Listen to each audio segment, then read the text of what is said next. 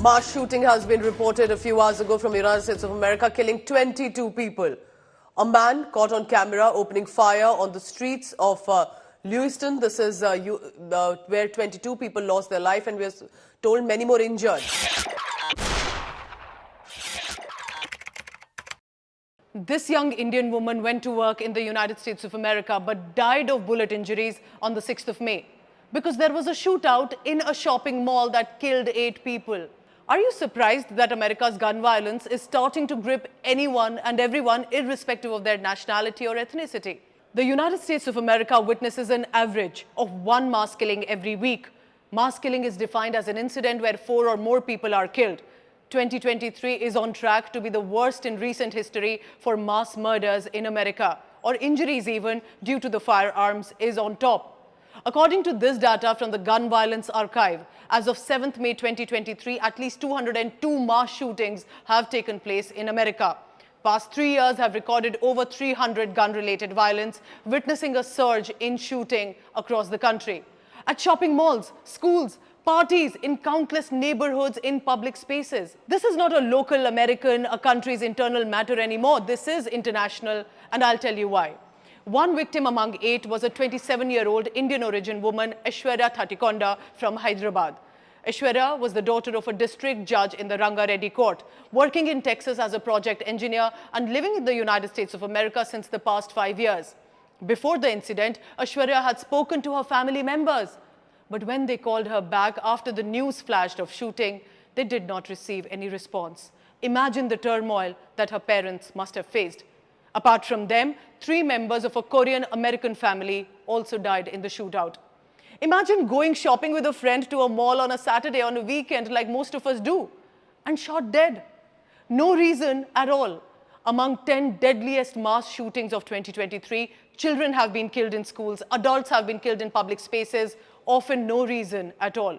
Now, there is a second amendment to the US Constitution that gives Americans the right to bear arms, and about a third of US adults say they personally own a gun. Arms and ammunition are available to be bought in nearby stores. There is a rise in gun ownership as well. But thanks to America and these incidents of mass shootings, gun violence has become a contemporary global human rights issue. Gun-related violence threatens our most fundamental human right, which is the right to life, the right to go out with your family and want to return safely back home. Remember, the United States of America is not a war-torn country. It is not mired in any conflict, so to say. Yet people are being killed randomly. In 2021, 48,000 people approximately died from gun-related injuries in the US, according to data from the CDC. Firearms becoming the leading cause of death for American children and teenagers in 2020, according to researchers who analyzed the Centers for Disease Control and Prevention data. Suicide by a firearm is also on one of those. In a bizarre trend, by the way, Republicans, mayors or governors even pose, flaunt with weapons with their families, including children. They share these images during holiday season, despite mass shootings taking place around them. India has several problems, but thank God regular mass shooting is not one. So let's compare. For example, authorities in South Africa, Australia and India may talk to people who know buyers and can vouch for them or raise a red flag. In India, owning a firearm is no easy task. To get a handgun or a semi-automatic rifle, you have to really prove you are in a serious physical danger. There is solid police verification that is done of your background, neighborhood reputation as well. Crime branch also gets involved in some cases. Interviews are done by senior police officers. And basic training is, of course, needed to use that firearm. Verification clearance in India can take months of approval. In the United States of America, you can buy a gun in less than 1 hour. You just have to pass an instant background check. Roughly a third of American gun owners are able to buy guns easily from a private seller. What is the reason then, apart from this easy access, that some choose to go on a killing spree in the USA? Your children are shot dead, and this is not the biggest issue for America. So quick to ban abortions, take away the liberty of women, but debatable to end the gun-related violence?